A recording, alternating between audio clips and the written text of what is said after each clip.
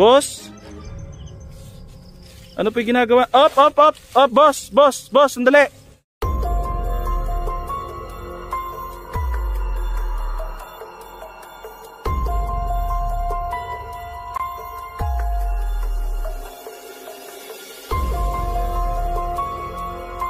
Mga tol, it's me again, Beams Ghost TV po. Nandito na naman po tayo ngayon mga tol sa ilalim po ng tulay. Binalikan po natin ng araw ang ilalim ng tulay na ito. Dahil dito po mga tol ay marami na po tayong nakuha na ng bertud ng kadiliman at sila po ay tinatawag na aswang.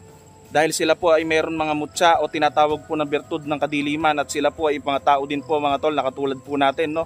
At sana mga tol wala pong mangyayari sa akin masama sa araw na ito. At sana po mga tol samahan niyo po ako hanggang sa dulo ng video ito. Hindi na po natin patatagalin to. Let's go. So ayan mga tol, nakapasok na po tayo sa area. At may bangka po dito, no mga tol. Ayan, maluwang po yan mga tol, yung ilalim po ng tulay na yan.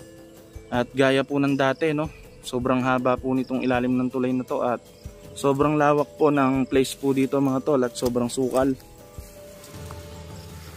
Kinakabahan po ako mga tol dahil nag-aagaw dilim na po. Pagka po ganitong mga nag-aagaw dilim po mga tol, no, ay kasalukuyan po silang malapit na pong magpalit ng kanila pong katauhan. Perimeter tayo mga tol, no. Sana po mga tol, no, ay wala pong mangyayari sa ating masama dito. At talagang medyo delikado po kasi yung lugar na to mga tol, napapasukin po natin. Sobrang sukal po at creepy yung lugar.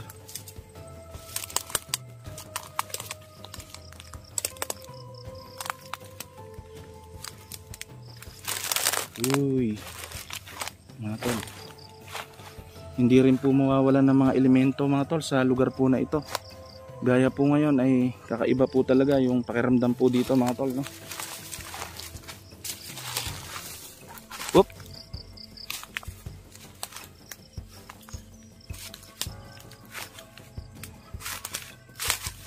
Susuot po tayo dito mga tol, ha. Uy. Woo! Hindi ibon yun mga tol. Baka isa po yun sa mga kasama nila. Ala ko ahas mga tol. Baka isa po sa mga kasama nila yun mga tol, no? Ang lakas po ng huni. Crosanti Patris Benedicticus in ubito nostro presensya amunyamur. Crosacrasit mihilux nandracosit mihidux. Bade retro satana namguanswades mihibana. Sont malakel ibas. F7 tipas.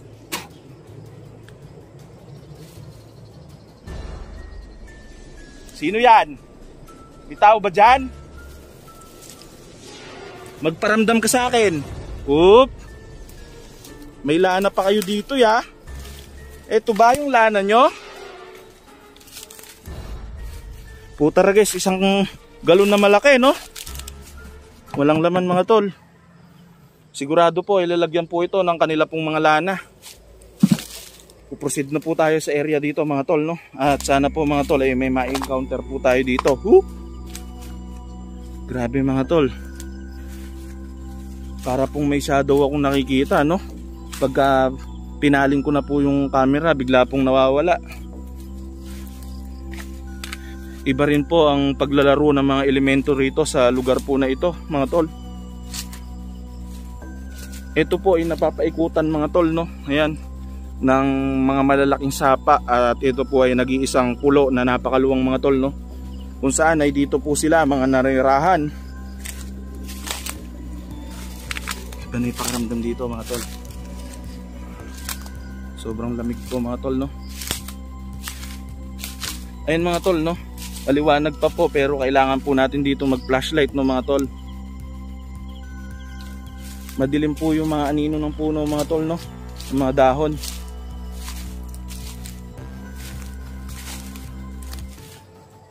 May tao po ba ngayon dito? Pwede po ba na makipag-usap po sa akin kung meron po?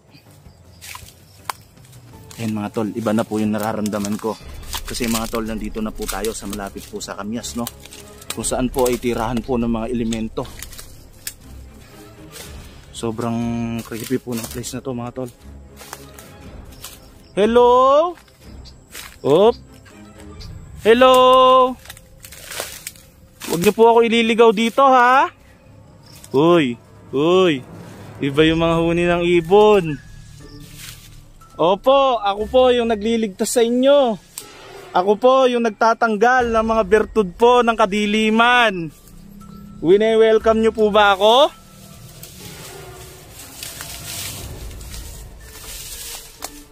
At handa ko po na itaya ang aking buhay para lang mailigtas kayo. Dahil ang misyon ko pong ito ay para sa mabuti.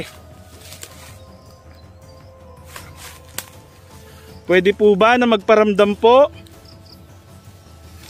Masyadong tahimik mga tol, nakakakaba. Nakakakaba mga tol yung paligid dito ngayon. At maya maya lang po mga tol, no, ay magpapalit na po sila ng kanilang mga anyo.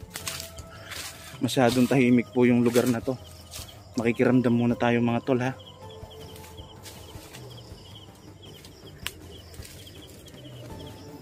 So kung yun, Jesus name.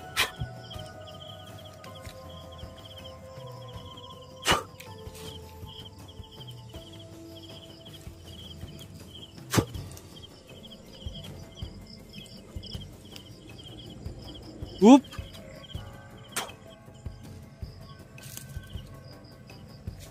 Parang may umaaligid na sa atin mga tol. Oop. May tao mga tol. Hindi kaya mga tol, ito po ay aswang po, no? Boss? Boss? Boss? Ano po yung ginagawa? Op, boss, sandali. Wag po kayo matakot. Wag po kayo matakot. Hindi, wag po kayo matakot. Hindi po ako masamang tao. Nagbablog lang po ako. Nagbablog po ako dito. Wag po kayo matatakot, ha? Ano po yung ginagawa nyo dito? Wag po kayo matakot, ha? Opo. Wag ka po matatakot, ha? Ala po akong gagawin sa'yo masama. Wag ka po matatakot. Dediretsuhin na po kita. Aswang ka po ba?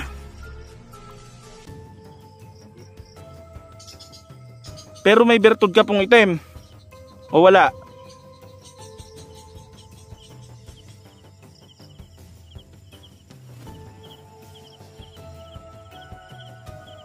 Sino po yung mga kasama mo dito? May kasama ka po ba dito? Dito ka lang po, matagal na. Saan ka po kumakain?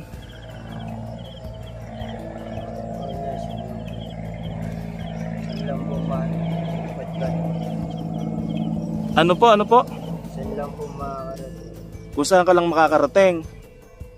Nanghihingi ka? Opo. Paano ka po napadpad dito? Ba't dumudugo po yung kamay mo, boss? Hindi, paano ka pong napadpad dito? Taga saan ka po ba? Malayong lugar po.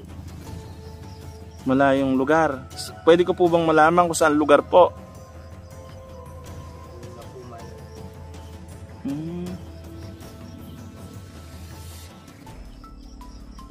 Saan ka po matutulog? Dito po. Dito ka lang po matutulog? O dito ka lang natutulog? Ilang taon ka na po dito?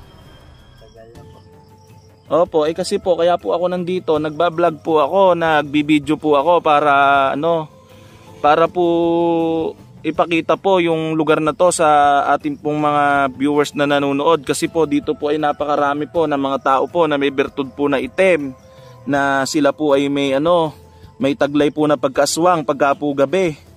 At ganyan po yung kulay niya sa'yo, may mga lana po. Lana po ba yan? Bakit po puro dumi po yung katawan mo, o lana po yan? Parang lana po yan, boss eh. Huwag ka po sa akin magagalit, boss, ha. Tutulungan po kita, boss, na kung wala ka pong tirahan, na hanapan po ng titirahan mo. Kahit po sa bahay, papatirahin po muna kita. Gusto mo po ba? Ayaw niyang kimibo mga tol, no? Alasan tiwala. Kasi Siyempre hindi pa niya tayo kilala. Kasi po sobrang hirap po dito at ito po ay liblib po na lugar, no, at ilalim po ito ng tulay. Baka po may mga ahas pa dito, boss, no, at makagat ka po dito. Ayun nga po mga tol, no, ngayon po ipapadilim na. Ano po, boss, dito ka lang po ngayon magdamag. May pamilya ka na po ba? Asan po yung mga magulang mo? Patay na po. Hindi mo po alam. Paano ka pong napadpad dito galing sa malayo?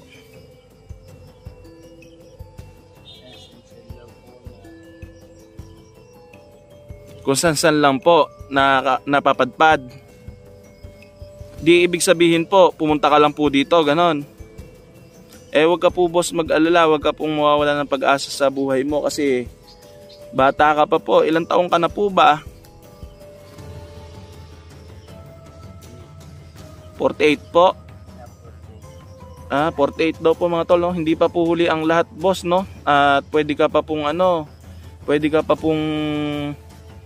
magkaroon po ng mas maayos po na buhay, no? Kaysa po andito ka lang po, no? At handa po akong tumulong sa iyo, boss. Huwag ka po mag-alala. Ayun mga tol, no, mukhang mabait naman po siya, kaya lang po, no, hindi tayo masyadong pwedeng magpakampante. Boss, huwag ka lang po magagalit, ha? Asan po yung mga ibang kasama mo? May mga kasama ka po dito, di ba? Ala po. Ba't po dumudugo yung bunganga mo? Na ano po ba yung bunganga mo, boss?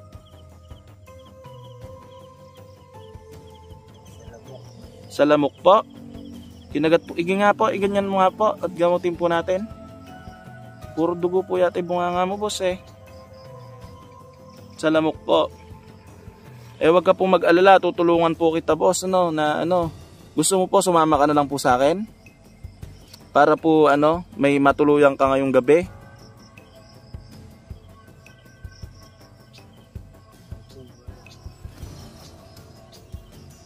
Ayun mga tol, no. Ayaw po niya, mga tol. Inaano lang po natin, tinetesting po natin na kung sasama po siya sa atin at sigurado naman po mga tol na hindi po siya sasama dahil mga tol, no. Alam niyo naman po, no, na pagka po may tinatago ang isang tao ay hindi po talaga sasama. Sige po, boss, no. Babalikan na lang po kita dito para dalahan po ng pagkain, bukas po ng umaga,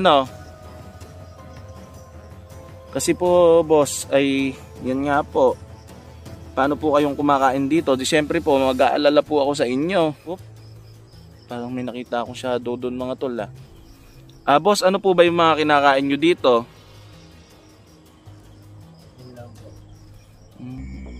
Kumakain po kayo ng saging. Kasi po, boss, may kaso na din po ako na ganito na nakita nung nakaraan po, At muntik na rin po siyang tumakbo at wala po akong idea kung bakit po siya natatakot at wala naman po akong gagawin na masama. At ayaw po niyang sa akin, Pero nang nalapitan ko po siya, nakipag-usap naman po na maayos at ngayon po ay natulungan ko na po. May bertud din po pala siya na itim, Nakita ko po siya ng gabi dito. At muntik pa niya po akong dahil sinugod po niya ako nung time po na yon,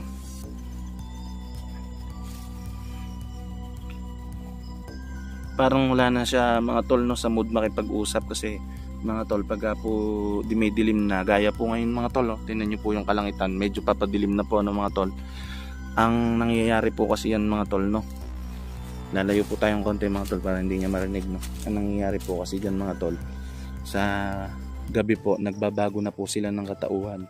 Ginagamit po nila yung bertud na itim o kilala bilang mutya po, para po sila ay maging ganap po na aswang. Iba po mga tol yung huni ng ibon, parang nagbabadya na po sa atin. Boss, babalikan po kita dito, bukas dadalan po kitang pagkain, Ano po ba yung pangalan mo?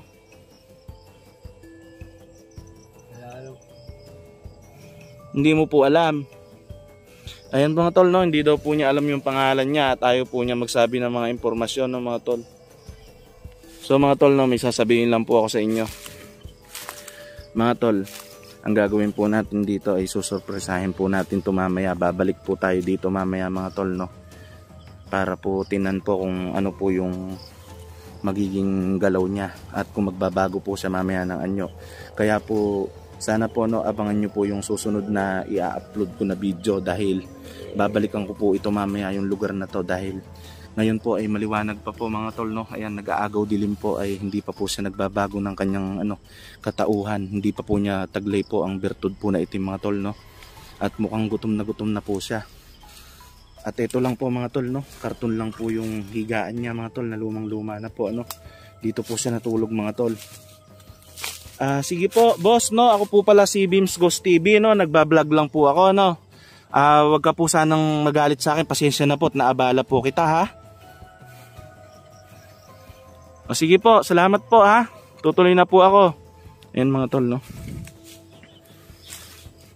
Babalikan po natin to mga tol, at sigurado po na meron din po itong bertud na itim, gaya po nung nakaraan pong nahuli natin mga tol, no? At nagbabadya na po mga tol yung mga iba-ibang klaseng mga ibon dito na humuhuni, no? Dahil alam po nila yung mga nagbabadyang panganib o yung mga paparating po na panganib mga tol, no? So ayan po mga tol, no? Hanggang dito na lang po ang bidyong ito. Beams Ghost TV, peace out.